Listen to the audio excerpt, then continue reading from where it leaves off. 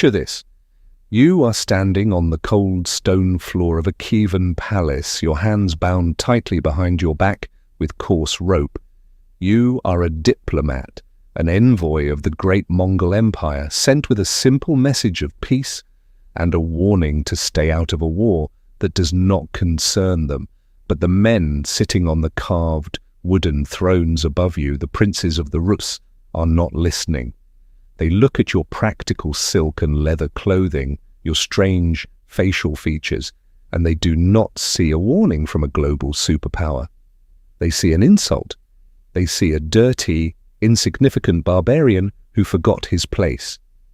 You watch as a heavy iron broadsword is unsheathed. The executioner steps forward, his boots heavy on the stone. In your culture, the blood of an ambassador is sacred. To spill it is to invite the violent wrath of heaven itself. But these princes are drunk on their own arrogance. They think severing your head will project strength. They have absolutely no idea that the moment your blood hits the floorboards, they have just signed the death warrant for their entire civilization. Before diving into these forgotten stories of survival and suffering, if you enjoy learning about the hidden truths of history, consider hitting that like button and subscribing for more content like this. And please comment below to let me know where you're listening from. I find it incredible that we're exploring these ancient stories together from different parts of the world, connected across time and space by our shared curiosity about the past. The year is 1223. The execution of the 10 Mongol envoys in Kiev was not just a diplomatic blunder, it was a cosmic miscalculation. Genghis Khan had built his entire empire on a very simple, very brutal rule. You can surrender and live, or you can resist and die. But if you kill his messengers, your cities will be burned to ash, and your people will be erased from the face of the earth. The princes of the Kievan Rus did not know this rule. They were the undisputed masters of Eastern Europe, a fractured but incredibly wealthy coalition of city-states stretching from the Baltic Sea to the Black Sea. When they heard that a strange, fast-moving cavalry force had suddenly appeared on their borders chasing a rival tribe called the Cumans, the Rus princes saw an opportunity. They did not see a threat, they saw a chance for glory, for loot, and to crush some unknown raiders before they could become a nuisance. So they called the banners. From Kiev, Chernigov, Galicia, and Smolensk, the armies marched. It was a medieval juggernaut. 80,000 men assembled on the banks of the Dnieper River. This was not a quick reaction force. This was a slow, lumbering beast of iron and wood. You can hear the deafening clatter of the march, the creaking of thousands of wooden axles, the stomping of massive hooves churning the spring earth into thick, sucking mud. You have thousands of heavily armored infantrymen carrying massive kite shields and long ash spears. You have the aristocratic heavy cavalry, the boyars, draped in interlocking rings of chainmail, wearing gleaming conical helmets, riding massive, aggressive warhorses. They brought endless supply trains, wagons loaded to the brim with salted meat, wine, and weapons, stretching for miles across the horizon. But they also brought their toxic political rivalries. The three most powerful leaders openly despised each other. They refused to share command. They refused to coordinate their marching orders. They treated the entire expedition like a massive, armed hunting trip, constantly bickering over who would get the most plunder and who would get the glory of delivering the killing blow to the barbarians. They looked at their 80,000 soldiers and felt absolutely invincible. Why would they not? No force in the known world could stand against a unified Rus army of this size. But the entity waiting for them on the vast, unforgiving expanses of the Pontic steppe was not an army in any traditional sense. The Rus princes were marching eastward, convinced they were the apex predators of the medieval world. In reality, they were blindly walking straight into the jaws of a highly coordinated industrial-scale slaughterhouse. They were about to meet the Mongols, and they were about to learn that heavy armor is just a very expensive metal coffin. While the Rus princes lumbered forward, blinded by the glare of their own magnificent armor, the force waiting for them was practically an alien species of warfare. This was not an invasion. That is the most terrifying detail of this entire story. The 20,000 horsemen waiting out on the dry grass of the steppe were just a scouting party. Genghis Khan had sent his two greatest war dogs, Jebe and Subutai, on a long-range reconnaissance mission. Their orders were simple: ride west, find out what is out there, map the terrain, and eventually come home. They were not there to conquer Europe. They were just tourists with composite bows. But these were not ordinary men. Jebe, whose name translates to the arrow, was a former enemy who had once shot Genghis Khan in the neck during a battle. Instead of executing him, the Khan hired him. Subutai, on the other hand, was the son of a blacksmith. He had not even ridden a horse until he was a teenager, yet he would go on to conquer more territory than Julius Caesar and Alexander the Great combined. Together they commanded two Cumans, 20,000 light and heavy cavalrymen who had spent the last 3 years riding non-stop from the Pacific Ocean, annihilating the Khwarezmian Empire, scaling the freezing Caucasus mountains, and shattering every single army that tried to block their path. To understand the sheer mismatch of this encounter, you have to look at the physical anatomy of the two armies. The Kievan Rus were essentially farmers playing dress-up. Yes, the aristocratic boyars were professional killers, but the vast majority of the 80,000-strong coalition were levied peasants. They were physically anchored to their supply wagons. They marched at the plodding speed of a walking ox.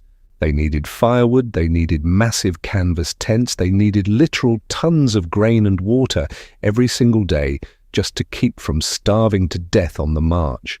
The Mongols, by contrast, were completely self-sufficient apex predators.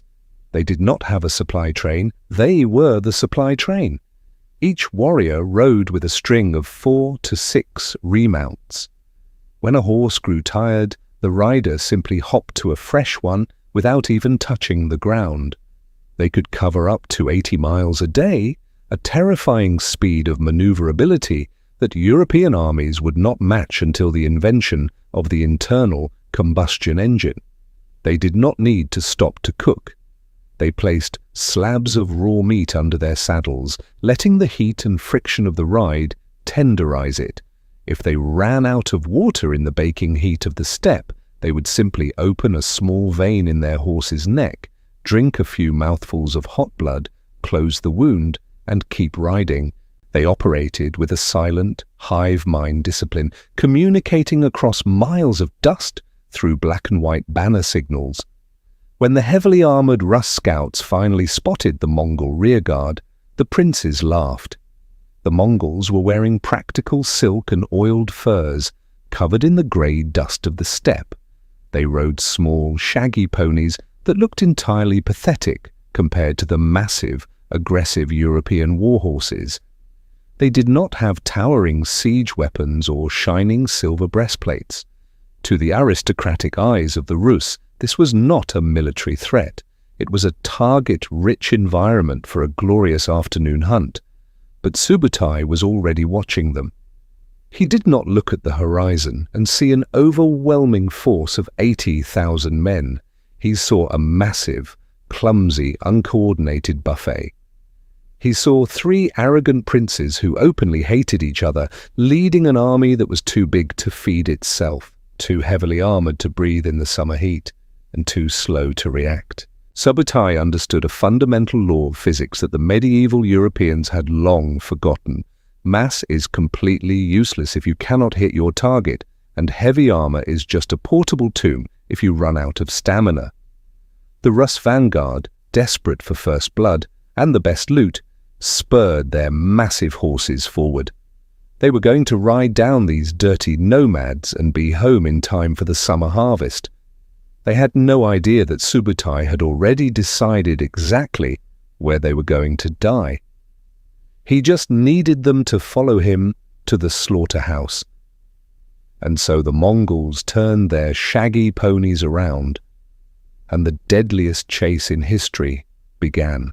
The first contact happened shortly after the massive Rus coalition crossed the Dnieper River. The vanguard, led by a prince famously known as Mstislav the Bold, spotted a detachment of Mongol cavalry waiting on the horizon.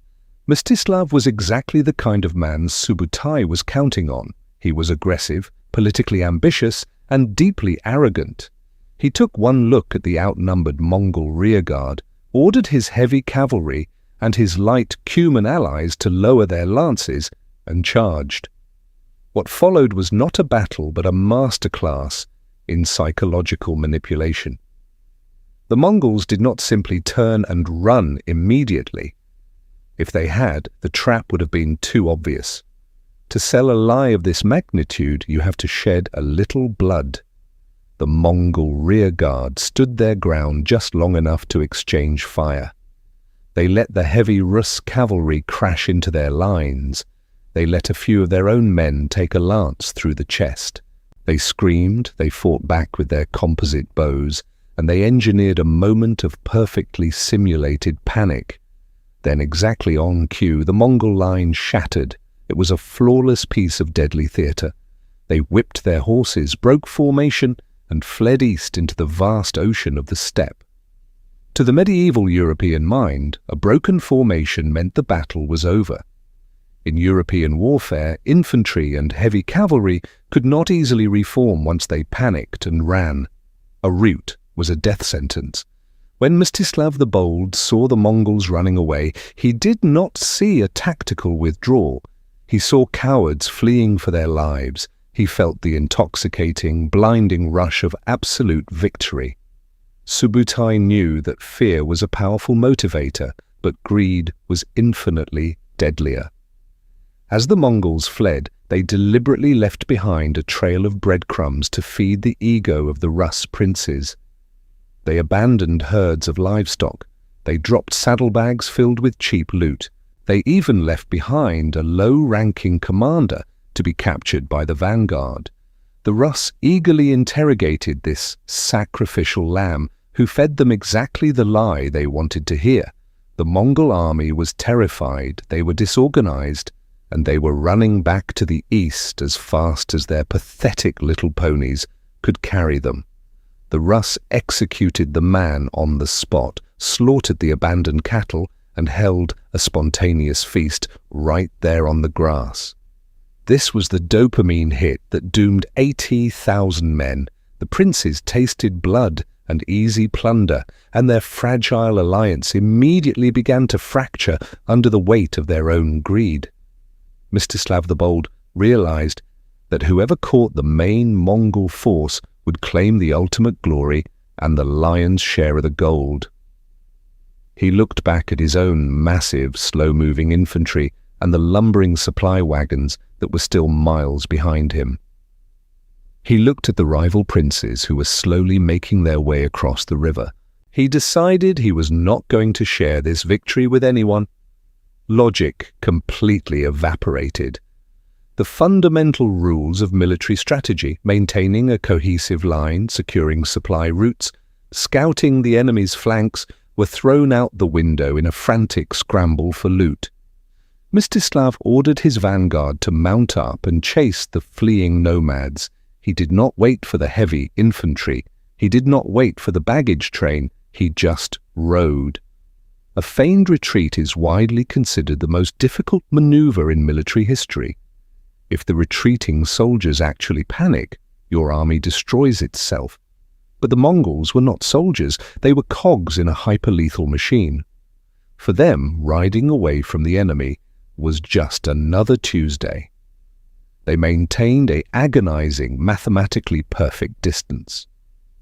They stayed just close enough so the Rus vanguard could see the dust kicked up by their hooves, keeping the bait dangling right in front of their faces. But they stayed just far enough away that the massive European warhorses had to push themselves to the absolute limit just to maintain the visual contact. Subutai had sunk the hook deep into the jaw of the Rus army. Now all he had to do was slowly, methodically, reel them into the abyss. For 9 days, the Pontic steppe becomes an anvil, and the summer sun is a hammer beating down on 80,000 men. You have to forget the Hollywood image of a glorious, thundering cavalry charge. You cannot ride a massive European destrier at a full gallop for 9 days. You drag it. The initial adrenaline of the chase evaporates within the first 48 hours, replaced by an asphyxiating reality. A thick, choking cloud of grey dust rises from the dry earth, coating the back of your throat and turning your sweat into an abrasive mud that grinds against your skin under heavy chainmail. If you are a Rus infantryman marching in padded armor beneath a steel helmet, the heat is literally cooking your brain. Every single step is an agony of blistered feet, cramping muscles, and desperate, unquenchable thirst. But Mstislav the Bold and the vanguard are not looking back. They are completely addicted to the pursuit. Subutai is playing the psychology of the Rus princes like a perfectly tuned instrument. To keep his prey moving, the Mongol general carefully curates a trail of deliberate, tantalizing failures. The Mongols leave behind exhausted stragglers, men who are essentially ordered to die just to keep the illusion alive. They abandon wagons spilling over with stolen silk, exotic spices, and silver coins. Every time the Rup's vanguard feels the crushing weight of their own exhaustion, every time a commander suggests turning back to regroup, they stumble upon another pile of abandoned treasure. The dopamine hits, the greed overrides the lactic acid burning in their thighs. They whip their dying horses, scream battle cries at the empty horizon, and push further east into the wasteland. By day 5, the 80,000-man juggernaut has ceased to exist as a cohesive military unit. It has been stretched into a fragile, disjointed thread, spanning dozens of miles across the barren grass. The anatomy of the army is completely shattered. At the very front, Mstislav the Bold, his elite heavy cavalry, and the allied Cuman light horsemen are riding completely isolated. Miles behind them, struggling through the trampled, ruined grass, the heavy infantry marches in total disarray, their water skins running dangerously low. Days behind them, the massive, lumbering baggage train is bogged down in dry ravines, effectively abandoned. There are no scouts protecting the flanks, there is no line of communication. It is just a blind, delirious stampede driven by aristocratic ego. Subutai is performing a surgical dissection of the Rus coalition without swinging a single sword. He is using the geography of the steppe and the sheer physics of mass to pull them apart piece by piece. The Mongol ponies are thriving, eating the tough steppe grass on the move. But the massive European warhorses are starving. They are bred for sudden, explosive charges in temperate climates, not for a cross-country ultramarathon in a desert.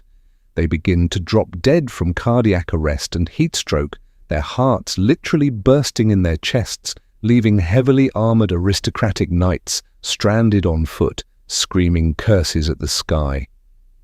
For 9 agonizing days, this death march continues. The Rus are chasing a phantom. Every time they crest a hill, expecting to finally trap the Mongol army against a physical barrier, they only see empty, rolling plains and another discarded saddlebag to keep the hook set deep in their jaws. They are being dragged further and further away from their supply lines, their homeland, and their common sense. Then on the 9th day, May 31st, 1223, the landscape finally breaks. The endless sea of dead grass slopes down toward a wide, slow-moving body of water, the Kalka River. Mstislav the Bold squints through the blinding glare of the midday sun. He sees the Mongol rear guard splashing across the shallows to the eastern bank. They look tired, they appear disorganized, they look like they have finally hit a wall. To the heat-addled, exhausted brain of the Rus prince, this is the finish line. He has chased the wild dogs to the edge of the world. He orders his vanguard to cross the river and prepare for the final slaughter, completely unaware that he has just walked his men into the largest, most perfectly engineered graveyard of the 13th century. The water of the Kalka River is a deceptive barrier. As the Cuman light cavalry and Mstislav the Bold's elite vanguard plunge their exhausted horses into the shallows, the splashing and the frantic shouts of men echo across the valley. They are desperate to get across, pushing and shoving each other in the muddy banks, completely abandoning any semblance of a military formation. To them, the river is just the final hurdle before the butchery begins. They scramble up the eastern bank, water streaming from their heavy chainmail, their horses heaving violently for air, their lungs burning from the exertion of a 9-day pursuit. They crest the gentle ridge, raising their lances, fully expecting to run down a terrified, disorganized mob of stragglers. But as the dust of the chase finally settles, the shouting of the Rus vanguard abruptly dies in their throats. The world suddenly becomes horrifyingly quiet. Less than a mile away, the Mongol army has stopped, but they are not resting. They are not cowering in fear. In the exact time it took the Rus to cross the river, the fleeing nomads have executed a flawless, high-speed tactical pivot. They have arranged themselves into a rigid, immaculate battle line stretching across the steppe. The illusion of the pathetic, fleeing barbarian is instantly shattered, replaced by the cold reality of a professional extermination force. Mstislav the Bold stares at the horizon, and the chilling realization of his own colossal stupidity finally washes over him. The men waiting for him are not the dust-covered scouts he has been chasing. The Mongol light cavalry has seamlessly split and drifted to the extreme left and right flanks, forming a massive open horseshoe.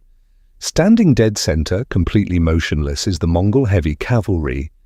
These are men clad in thick, lamellar armor made of boiled leather and overlapping iron plates. Underneath, they wear tightly woven silk shirts designed to wrap around incoming arrowheads, allowing the steel to be pulled out of flesh without tearing the wound. They are sitting on fresh, massive warhorses, the prized remounts they had carefully preserved for this exact moment, while the European horses were driven to the absolute point of cardiac arrest.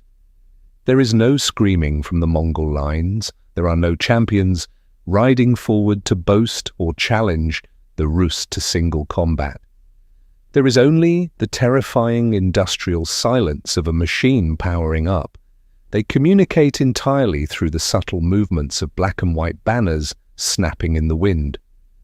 To the European knights, who view war as a loud, chaotic theatre of personal glory and deafening war cries, this silent, unified entity is completely unnatural. It is the posture of an executioner quietly stepping up to the chopping block. Subutai sits on a vantage point overlooking the kill box. He has spent 9 grueling days letting the Rus stretch their own neck over the anvil. Now, he simply has to drop the hammer. He looks down at the Rus vanguard. They are a fractured, hyperextended mess of perhaps 10,000 men. They have their backs against a muddy river, effectively cutting off their own retreat. Their horses are trembling, literally foaming at the mouth, their legs giving out from exhaustion. And the most beautiful part of Subutai's masterpiece is that the rest of the 70,000-strong Rus coalition is still miles away on the other side of the water, completely blind to the nightmare unfolding ahead of them. Mstislav has a split second to make a choice. Logical military doctrine demands an immediate tactical withdrawal. He needs to pull his men back across the river, regroup with the heavy infantry, and form a defensive shield wall. But the vanguard is already choked together on the narrow riverbank, pushed forward by the sheer physical momentum of their own men crossing blindly behind them. Retreat is a physical and geographical impossibility. The trap is so perfectly engineered that the prey's only remaining option is to sprint directly into the teeth of the meat grinder. A heavy, suffocating dread settles over the European knights. The dopamine rush of the hunt evaporates, instantly replaced by the icy, paralyzing grip of pure adrenaline. In the distance, a black banner drops. The absolute silence of the Mongol line is finally broken by a low, rumbling vibration that shakes the earth. The war drums begin to beat.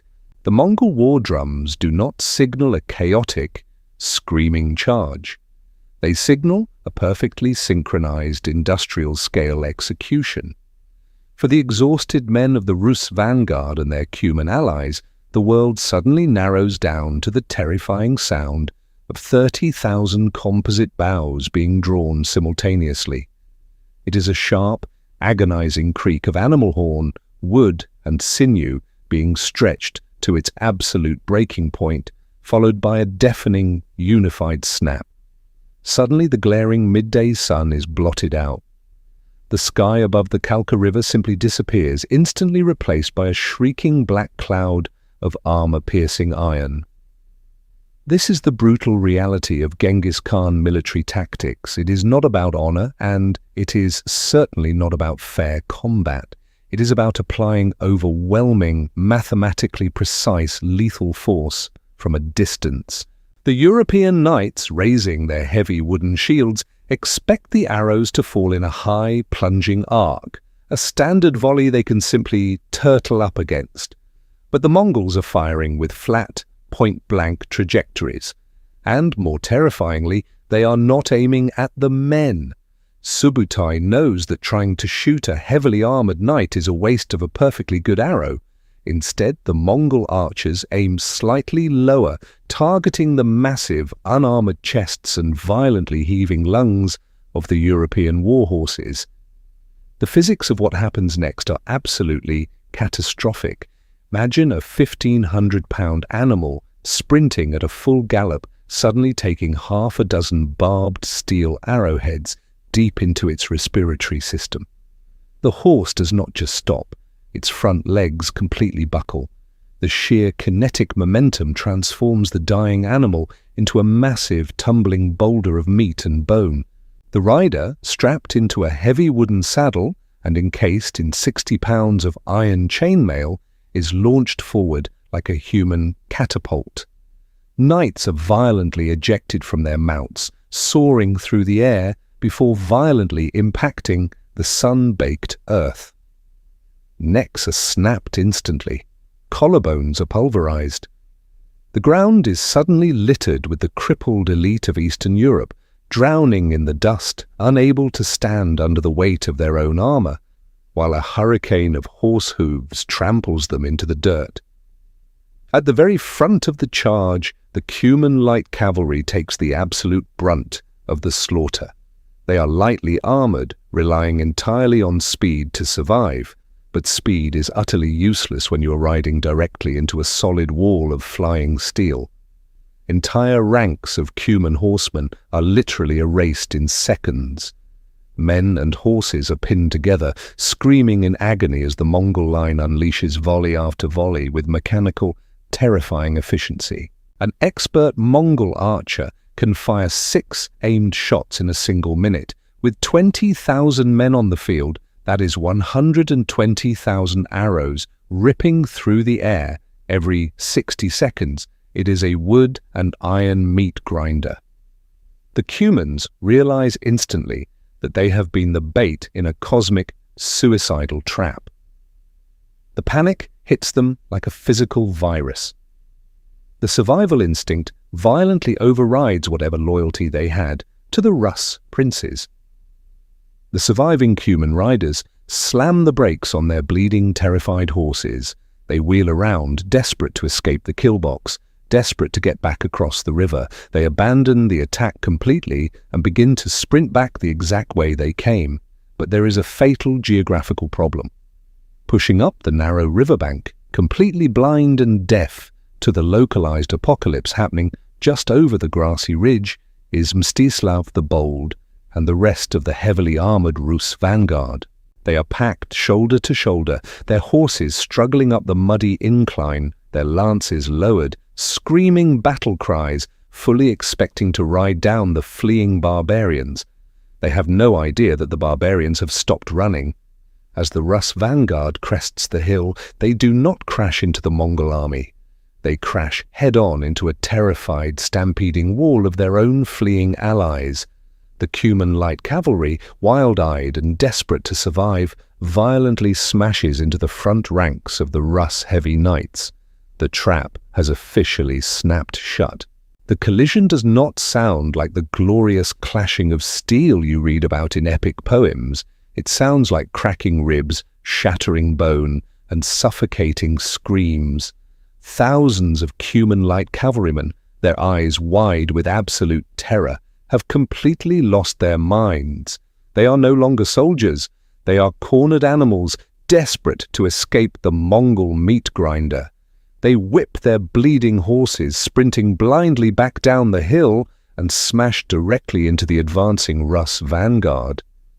Imagine the brutal physics of this panic. You are a Rus knight, wearing 30 pounds of chainmail, suffocating inside an iron helmet, trying to force your massive warhorse up a muddy riverbank. Your vision is severely restricted. You hear screaming ahead and assume the battle has begun.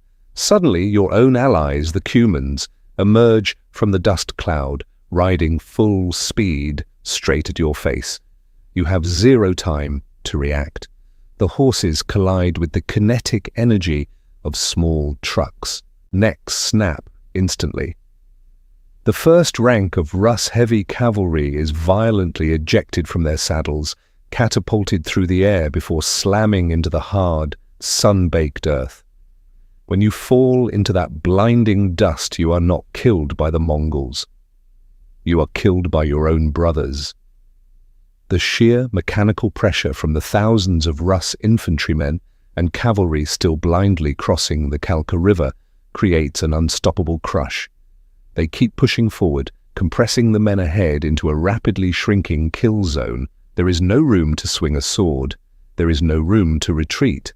Finally, there is no room to breathe. The bravest knights of Eastern Europe are buried under the weight of their own panic. Chest cavities are crushed beneath thousands of frantic hooves.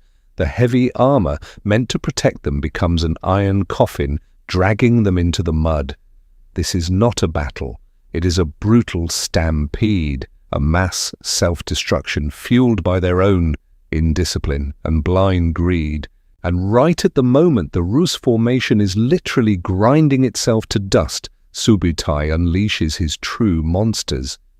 On the ridge, the armored Mongol heavy cavalry, who have stood like silent ghosts since the beginning, finally move. They do not charge mindlessly into the center. They move with the cold precision of a surgeon. The heavy cavalry splits, sweeping down the hill in a wide arc, aiming directly for the exposed, collapsing flanks of the Rus army. They don't use short swords. They use long lances equipped with steel hooks. As they tear through the breaking European lines, they use the momentum of their galloping horses to hook the Rus knights by their chainmail or leather belts, violently ripping them right off their saddles. Mstislav the Bold, who just 15 minutes ago was dreaming of absolute glory and loot, is now just a desperate survivor thrashing in an ocean of blood and mud. His elite vanguard, the pride of Europe, is evaporating before his eyes. 10,000 men are being erased not in a heroic duel, but in a heartless, industrial slaughter line. The iron discipline of the Mongols has turned the arrogance of the Rus into their own perfect suicide weapon. The gates of hell have opened on the banks of the Kalka River, and the butchery is just getting started. The slaughter on the riverbank does not last long. As the vanguard is pulverized, Mstislav the Bold finally realizes that his only hope of survival is blind flight. Along with a fractured, terrified remnant of his elite guard, he violently breaks through the collapsing lines and retreats up a steep, rocky hill near the river. In a state of absolute panic, they drag their battered supply wagons together to form a defensive circle. They rip off the wheels, lash the heavy wooden frames together with rope and shattered lances, desperately trying to build a makeshift fortress. From a distance, the hill looks like a broken wooden hedgehog. Mstislav hopes that the steep incline and this barricade of wagons will force the Mongols to pay a massive price in blood if they want to finish the job. According to classic European military doctrine, a direct infantry assault uphill against a fortified position is essentially mass suicide. But Subutai has never played by European rules. He does not care about the bloody glory of hand-to-hand combat. When he sees this pathetic wooden fortress on the hill, he does not order a screaming charge. He simply orders his army to stop. 20,000 Mongol horsemen slowly fan out, forming a perfect, inescapable ring around the base of the hill, and then they casually dismount. They pitch their tents, light their cooking fires, start roasting meat, and rest. In stark contrast to the chaotic terror of the Rus, the dead silence of the Mongol army is infinitely more destructive than 1,000 battle cries. Subutai has turned the hill into a massive, open-air prison, and the deadliest weapon he is about to deploy is not a bow. It is the sun and time. It is early June. Out on the open steppe, the summer sun is like a red-hot blade. Imagine being trapped on a barren patch of rock without a single inch of shade. You are wearing a heavy coat of iron chainmail. Under the blazing sun, those metal rings absorb the heat, turning into a wearable oven that literally bakes the flesh underneath. There is no food, there is no medicine.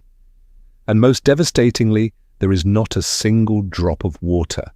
The psychological torture is engineered with the precision of professional psychopaths. From their dry, dusty hilltop, the dying Rus soldiers can perfectly see the sparkling, cool water of the Kalka River right at the bottom of the slope. They can practically hear it flowing, but any man whose mind breaks from the thirst, who makes a mad dash down the hill with his helmet to scoop up some water, is instantly shot dead by Mongol archers. That life-saving river becomes a deadly mirage, the perfect bait in an agonizing trap. In just 3 days, the wagon fort becomes a silent slaughterhouse. Without water, the human body begins to consume itself. Lips crack and bleed, oozing thick, dark blood. Tongues swell up, scraping against dry palates, making every single breath feel like swallowing crushed glass. The surviving war horses finally collapse from exhaustion. The proud knights of Europe have no choice but to slit the throats of their beloved mounts, desperately fighting each other for a mouthful of hot blood. When the horse blood runs dry, they are forced to drink their own urine just to cling to a miserable existence. The stench of decomposing bodies baking in the heat becomes suffocating. At night, they have to listen to the laughter, the music, and the feasting of the Mongol army drifting up from the bottom of the hill. The despair completely shatters the minds of the survivors. Subutai did not waste a single arrow to break the strongest defensive wall the Rus could build. He just waited for them to wither away. On the third day, when there is not a single man left with the strength to lift a sword, the barricade is opened, the arrogance is dead, and the Rus surrender. When the makeshift gates of the wagon fort finally open on the third day, the men who stumble out are no longer soldiers. They are hollowed-out, dehydrated ghosts. Mstislav of Kiev and the surviving aristocratic elite have been broken by the sun and their own unbearable thirst. They drop their blood-stained swords into the dirt, expecting the traditional medieval protocol of surrender. In Europe, an captured aristocrat is a walking pile of gold. You don't kill a prince, You hold him for an exorbitant ransom. Subutai rides forward to accept their surrender. Through an interpreter, the Mongol general offers terms that sound incredibly generous to the desperate Europeans. He swears a solemn oath that if the Rus princes lay down their arms, not a single drop of their blood will be spilled upon the earth. The princes, relieved, accept the deal.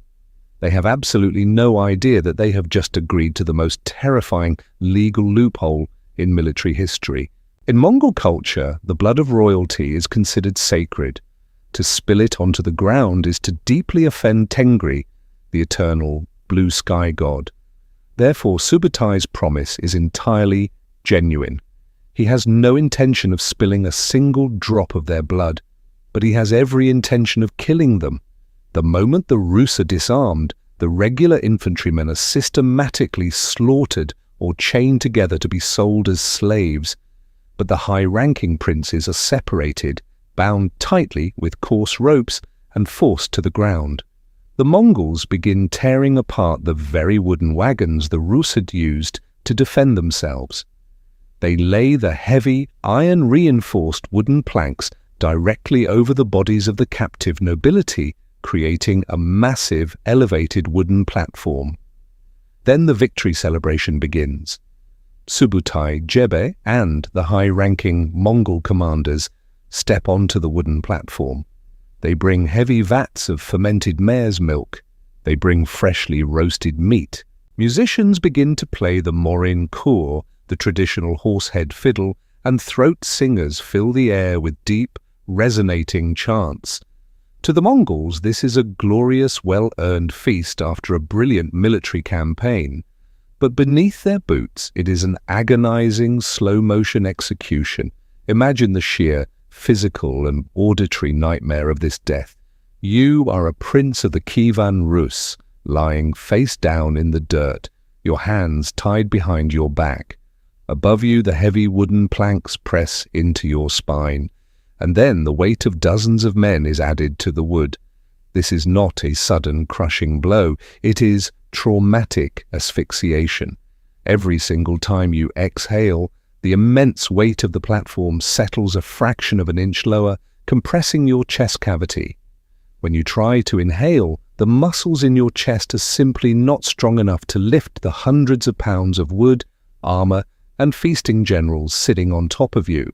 You are locked in a mechanical, one-way valve of suffocation. Your lungs scream for oxygen. The blood vessels in your eyes begin to burst from the internal pressure. You violently thrash your head from side to side, your mouth chewing on the dry, bloody dirt, desperately trying to pull in a sliver of air.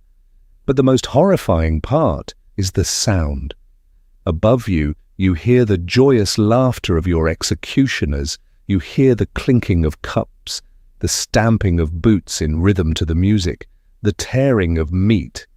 And below, in the suffocating darkness, you hear the synchronized, muffled groans of your fellow princes. You hear the sickening crack of human ribs snapping under the pressure. You hear the desperate, ragged wheezing of men drowning on dry land. The Mongols do not rush their meal. They eat, they drink, and they celebrate for hours. They keep their promise to the letter. Not a single drop of royal blood touches the earth of the steppe. Instead, the elite of Eastern Europe are slowly, methodically smothered to death under the weight of a foreign celebration.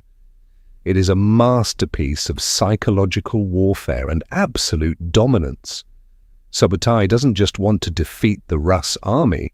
He wants to send a message to the entire continent that their kings are nothing more than furniture to the Mongol horde. The slaughter at the Kalka River was not just a military defeat, it was a demographic black hole.